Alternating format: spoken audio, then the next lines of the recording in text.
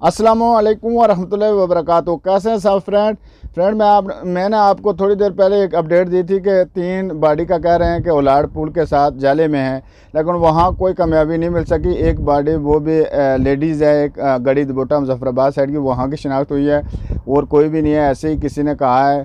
तो ये न्यू थी अपडेट मैंने आपको दे रहा हूँ। सगीर साहब की कोई ऐसी ख़बर नहीं अभी तक मिली है। जैसे ही कोई ऐसी ख़बर मिलेगी मैं आपको ज़रूर इंशाल्लाह शेयर करूंगा। लेकिन अभी आप एक जो गाड़ी सगीर साहब की गाड़ी के पीछे ड्राइवर था जिसकी गाड़ी, उसकी थोड़ी सी आप सुन लें वो क्या कहता है। मैं आपको उसकी तफसील बताता हूँ साथ। ये गाड़ी को आपने दरिया में जाते हुए देखा है? और जो कोई बंदा है उसको ऊपर ले आए तो वो नीचे नहीं गए। तो ये फ्रेंड उसने कहा है, ड्राइवर ने कहा है, पूरी तफसील में उसकी वीडियो सुनी। उसने कहा है कि मेरी गाड़ी पीछे थी, स्कार्ट की जो सरदार सगीर साहब के साथ स्कार्ट थी, उनकी गाड़ी भी मेरे साथ थी।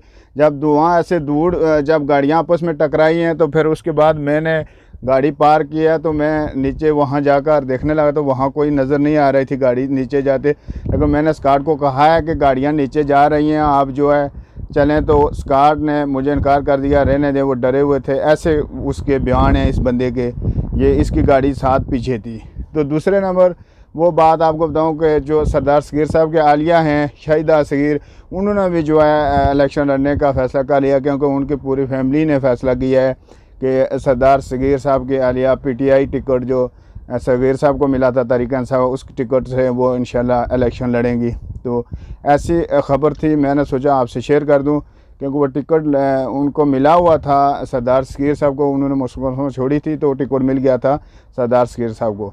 तो जैसे भी कोई इसके बाद न्यू अपडेट होगी मैं आपको ज़रूर शेयर करूँगा जी इंशाल्लाह। फिर नेक्स्ट वीडियो में मिलते हैं जी। अल्लाह हाफिज़।